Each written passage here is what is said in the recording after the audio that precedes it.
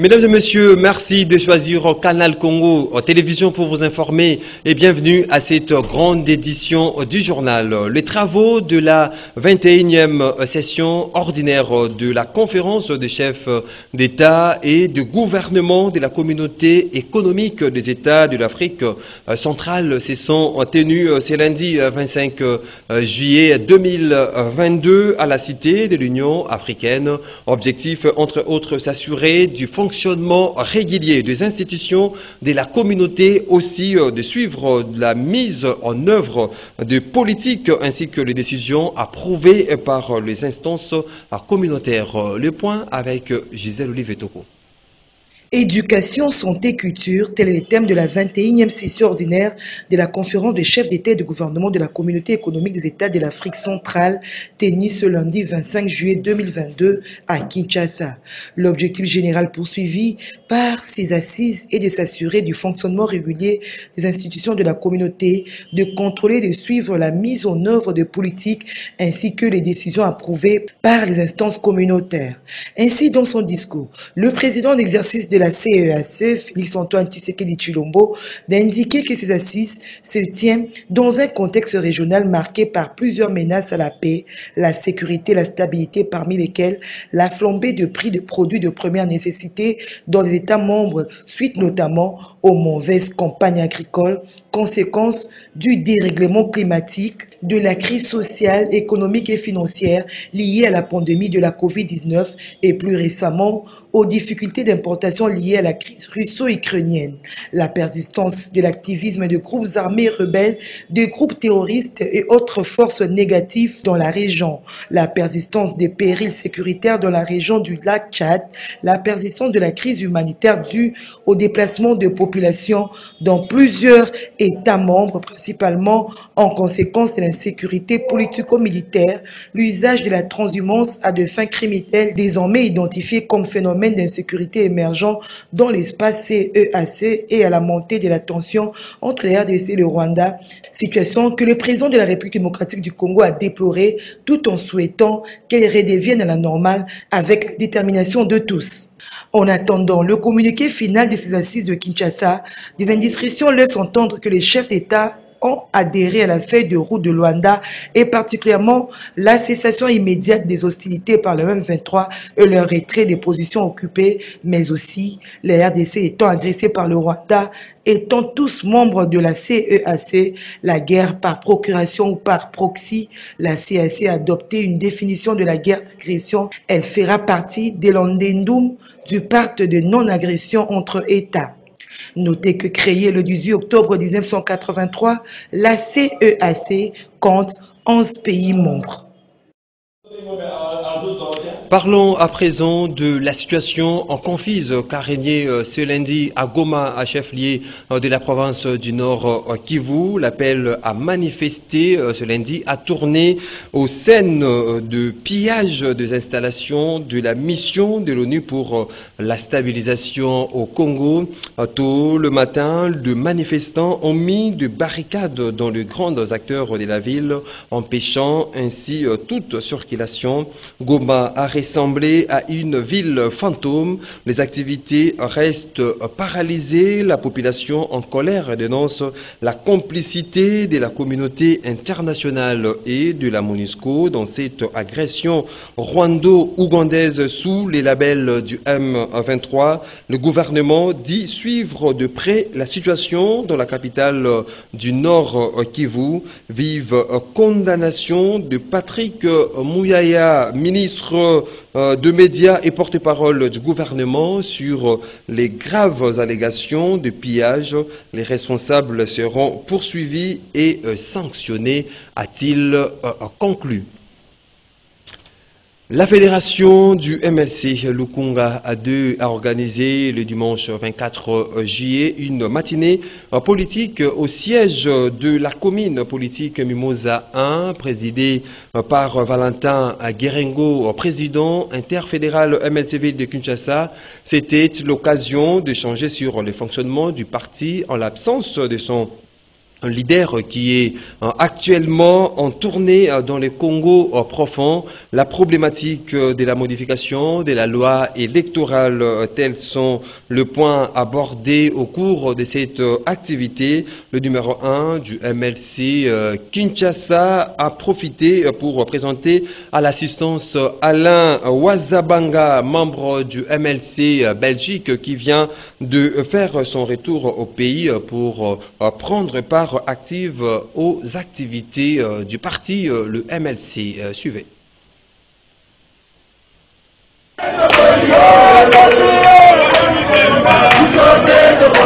C'est dans les cadres des préparatifs pour les prochaines échéances électorales que la fédération du MLC Lukunga 2, chapeautée par son président fédéral, Sito Mondombele, a organisé une matinée politique le dimanche 24 juillet 2022. Patronnée par le président interfédéral du mouvement de libération du Congo, ville de Kinshasa, cette rencontre a permis à Valentin Guérengo d'échanger avec l'assistant sur le fonctionnement du parti qui a tenu bon malgré l'absence au pays pendant une décennie de son président national. La problématique de la révision de la loi électorale était également au menu de ces échanges. Une activité qui a connu la participation des délégués des différentes structures d'appui au MLC venus témoigner leur attachement et soutien indéfectible aux actions de leur leader incontournable, Jean-Pierre Bemba Gombo.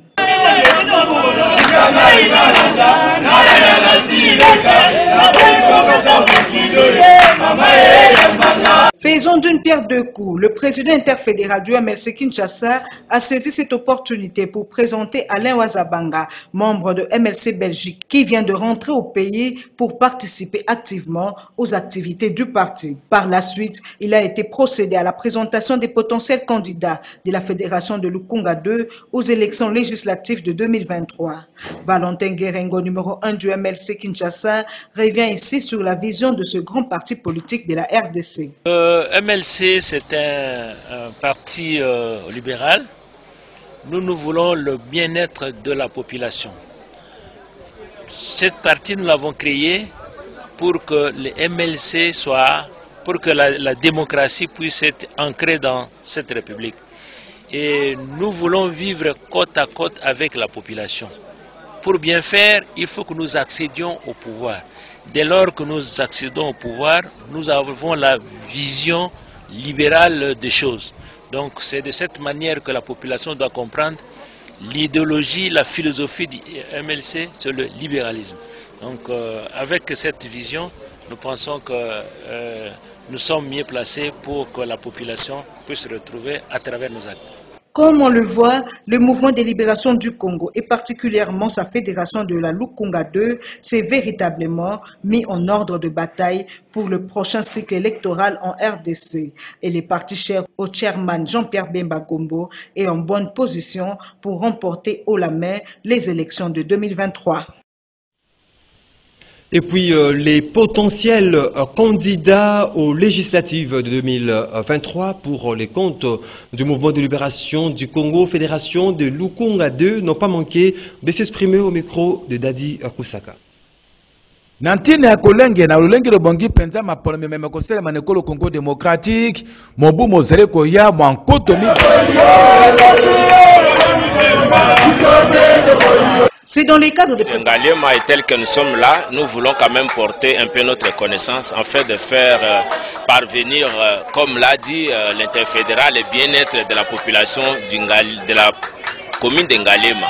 Raison pour laquelle nous avons vu que nous avons quelques connaissances à apporter pour gérer la commune de la commune d'Ngalema. De la même manière aussi, cela peut se faire au niveau de la ville-province de Kinshasa. Ça dépendra de la hiérarchie, ce qu'ils vont faire, peut-être ils vont nous choisir, mais nous pensons bien que comme nous sommes déjà assis, nous avons une base qui peut nous aider à porter notre candidature pour l'échelon au niveau provincial ou soit national si la hiérarchie nous le permet. C'est la raison pour laquelle nous sommes ici aujourd'hui, pour enfin que cette communauté-là, cette base-là puisse s'assurer effectivement que nous ne sommes pas de parvenus, mais nous sommes dans le mouvement de libération du Congo.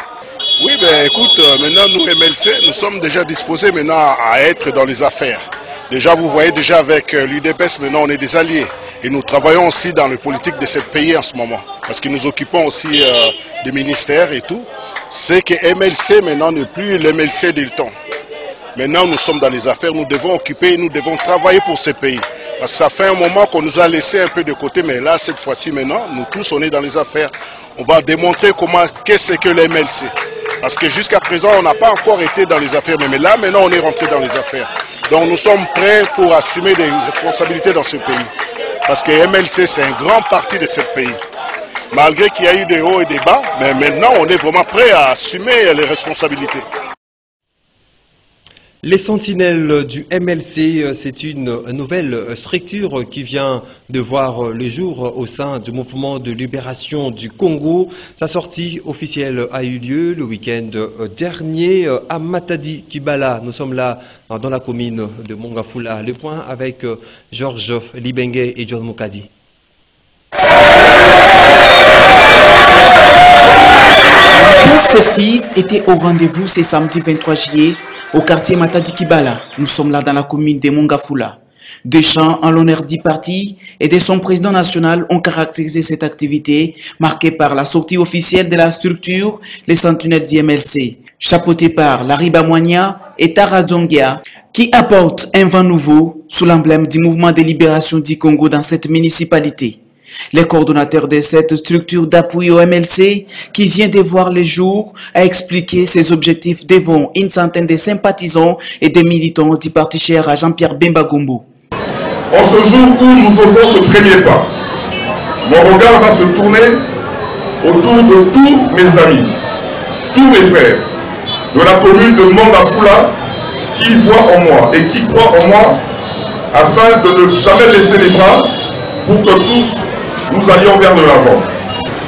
Les sentinelles du MLC est une structure d'appui au parti qui a pour mission d'encadrer les sympathisants et les militants du MLC dans les juridictions où elles s'installent et d'animer les activités permanentes du parti sans aucune faille. Faire remonter à la hiérarchie les différents problèmes que la population que nous sommes rencontrons. Elle prend date à ce jour avec la bénédiction du président national Jean-Pierre Bemba Gombo et des responsables ci présents qui le représentent afin que la solennité soit parfaite. Cette cérémonie a eu lieu en présence du secrétaire national en charge des associations, du parti et regroupements politiques, Dongoye Momobotu, qui a félicité les initiateurs de ces regroupements pour le courage, la détermination et leur engagement. Nous sommes venus nous enquérir de la situation qui cadre dans le processus de la redynamisation du parti qui a été lancé par le président Jean-Pierre Bemba. Aujourd'hui, nous sommes à Mongafula. Nous sommes venus constater l'organisation qui se fait autour des sentinelles qui, aujourd'hui, je peux qualifier être parmi les derniers des structures du mouvement de libération du Congo. Et chose que nous avons saluée et nous sommes venus pour les encourager, pour les mettre en confiance qu'ils sont entre des bonnes mains et que le choix opéré de suivre Jean-Pierre Bemba au sein de la formule politique appelée Mouvement de Libération est le bon choix. Le mouvement de libération du Congo va devoir désormais compter sur les sentinelles du MLC pour reprendre ses bastions représentatives de 2006. La prochaine étape sera la commune d'Engaliema dans l'objectif de prendre d'assaut la ville de Kinshasa. Et puis, sachez en plus bref que le bureau de l'Assemblée nationale a répondu favorablement au réquisitoire du procureur général près la Cour de cassation sollicitant le poursuite judiciaire contre le député national Jean-Marc Kabound. Rappelons que le procureur général près la Cour de cassation avait saisi par écrit le bureau de l'Assemblée nationale afin de poursuivre Jean-Marc Kabound pour avoir tenu des propos injuriés et de nature à porter atteinte et à la dignité du chef de l'État, Félix Antoine Tshisekedi Tshilombo.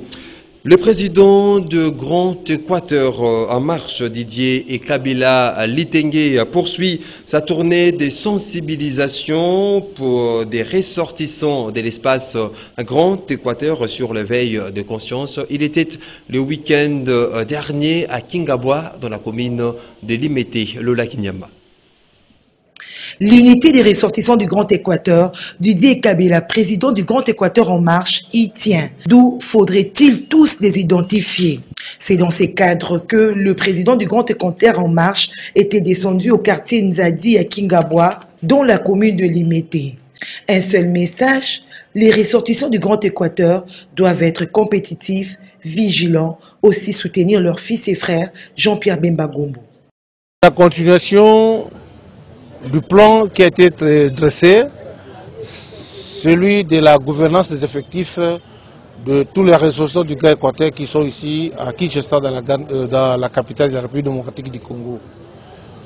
Aujourd'hui, à l'initiative du président du Grand Équateur, de quartier Nzadi à Kingabwa, nous sommes venus administrer un vaccin avec une dose un peu exagérée pour leur faire savoir qu'ils doivent être compétitifs. Ils doivent être vigilants. Ils ne doivent pas céder aux rumeurs, ils ne doivent pas céder aux ondits.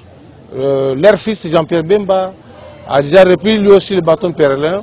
Ils doivent le soutenir, ils doivent lui apporter main forte. Parce que chez nous, les Bangala, on dit, je vais parler à Lingala, nous devons travailler la main dans la main pour que là où on est en train de parler des choses de la République, le Grand Équateur doit être présent. Voilà le message que je l'ai apporté. Nous avons commencé aujourd'hui dans les quartiers Nzadi. Nous continuons la tournée, tous les quartiers de Kingabwa, disons tous les quartiers de Limete, feront l'objet de notre visite afin de sensibiliser notre pour qu'ils deviennent compétitifs même dans les échéances prochaines. Un message capté 5 sur 5, comme l'explique le président du Grand Équateur en marche de Kingabwa, le notable de ce coin, M. Ezezi. Ma message nangé Ali Boye, tout sepeli d'abord n'arrivé à président, n'andenge tozaki lisusu tongate, lokola juisi biso lisusu tonga lisusu ya sika. Po ete tozala éveillé na nyonso ya lobi wana et pas nangai na monike na zui yango. Cette tournée de Didier Kabila Itenge, président du Grand Équateur en marche, va se poursuivre dans tous les autres quartiers de Kingabwa. Tout à fait autre chose. À présent, grâce à l'appui de l'UNICEF, les enfants du centre de football Oujana ont pris part ce lundi 24 juillet 2022 à un atelier de formation sur leurs droits, les techniques de plaidoyer et les concepts de participation. C'est une initiative du ministère du Genre, Famille et Enfants qui vise à aider ces enfants à communiquer sur leurs droits et être capable de les défendre. Dadi Kusaka a Organisé par le ministère du Genre, Famille et Enfants, avec l'appui de l'UNICEF, les enfants du centre de football Oujana apprennent leurs droits. C'était à travers un atelier organisé en leur faveur sur la vulgarisation du droit des enfants, les techniques de plaidoyer et les concepts de participation. Selon l'encadreur de ces enfants, Carmen Ndomba, le but de la dite formation est d'amener chaque enfant à connaître et à communiquer sur ses droits et les défendre. Cette formation cible 450 enfants de l'école de football Oujana qui regroupe les enfants des militaires et policiers du camp Kokolo se déroule en 3 sessions en raison de 150 enfants par groupe. Bon, en fait, les droits de l'enfant, c'est comme on l'a dit, l'un des principes de la CDE, c'est la non-discrimination et l'universalité. C'est-à-dire que tous les enfants bénéficient de tous les droits et qu'ils soient enfants de militaires ou enfants, je sais pas moi, un peu turbulents, ils ont tous les mêmes droits et nous avons pensé qu'il était intéressant, important de pouvoir les former, les initier à la participation. L'opportunité était que voilà, ces enfants étaient réunis dans le cadre d'Oujana, qui est un centre une académie de football. Donc ils étaient encadrés à travers le football.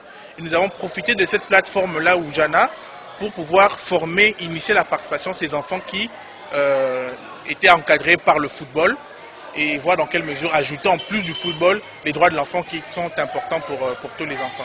Un des bénéficiaires de cette formation, tout en saluant l'initiative de l'UNICEF, souhaite qu'elle soit étendue aussi à d'autres catégories d'enfants. Ici, on nous a retenus pour nous montrer les droits de l'enfant, ce que l'enfant doit faire. On m'apprend déjà les droits à l'école, mais moi je veux qu'ils apprennent ça aux enfants qui n'ont pas les moyens d'aller à l'école. À l'issue de cette formation, les enfants de l'école de football Oujana ont compris les 4 thèmes de la Convention internationale des droits de l'enfant, à savoir la survie, la protection, le développement, ainsi que la participation et être à même de les défendre. L'immeuble abritant la société commerciale de port et transport SCPT, ex-Onatra, a pris feu tôt ce matin. Le fait a embrasé le 6e et 5e niveau de ces bâtiments où se trouve le ministère de l'économie qui s'est déplacé pour l'immeuble intelligent. Difficile d'entamer les travaux sur la vérification du nombre réel des retraités, sans compter le listing de paye et archives, car c'est à ces deux niveaux que se faisaient ces opérations. En croire certains travailleurs de l'ex-Onatra, cet incendie est fait sciemment, d'autant plus que c'est lundi 25 juillet que les inspecteurs des finances pilotés par l'IGF devraient débiter leur audit sur la gestion de cette entreprise publique. Rappelons que la SCPT est spécialisée dans l'exploitation ferroviaire et portuaire avec des activités également dans les transports fluviaux. Parlons sport à présent. La délégation de la Fédération des karaté du Congo est arrivée à Kisangani depuis le dimanche 24 juillet en prévision de la 27e édition des championnats nationaux qui aura lieu dans cette ville. C'est le secrétaire général des FECACO qui conduit cette délégation. Les détails dans cet élément que nous propose Jean-Claude Mwamba. C'est ce dimanche après-midi que la délégation de la Fédération de karaté-do du Congo FECACO a foulé les sols de la ville de Kisangani, chef-lieu de la Chopo, où se déroulera la 26e édition des championnats nationaux de karaté du 25 au 31 juillet courant. À l'aéroport de Banguka, la délégation a été reçue par les comités d'organisation. Le secrétaire général de la FECACO, Alain Pamphile-Mbaka, à la tête de la dite délégation, a confirmé la tenue de cette compétition. Tout est déjà fin prêt pour les championnats nationaux. Notre arrivée, c'est pour consolider, c'est pour confirmer la réalité de l'organisation de la 26e édition des championnats nationaux ici sur place à Kisangani. Il y a les provinces voisines, notamment les Bas-Ouélé, les Haut-Ouélé, qui sont déjà là, la province de la Mongala et de l'Équateur. Les émissaires sont là, mais les grandes délégations vont rejoindre d'ici là. Et au total, comme nous l'avons dit, nous attendons plus de 15 provinces. Nous sommes sûrs que ces provinces vont nous rejoindre ici sur place à Kisangani pour que la fête soit totale du karaté national. Autre des délégations de différentes provinces qui prennent part à ces championnats, la Ligue provinciale de karaté-do de la Chopo veut offrir à la nation l'une des meilleures éditions de cette compétition. C'est un sentiment de joie. Ça a été comme un rêve pour nous et aujourd'hui nous voyons que ça serait une réalité. Et pour cette grande fête, nous la Chopo, nous sommes prêts et nous remercions la fédération d'avoir placé cette confiance à la Ligue de la Chopo pour organiser cette 26e championnat de karaté. La FECACO a dépêché sur place 27 personnes, dont les membres du bureau exécutif, les entraîneurs, les arbitres et les journalistes. Voilà qui me fin, mesdames et messieurs, à cette grande édition du journal. Merci de votre confiance renouvelée et très bonne suite de programme sur Canal Congo Télévision.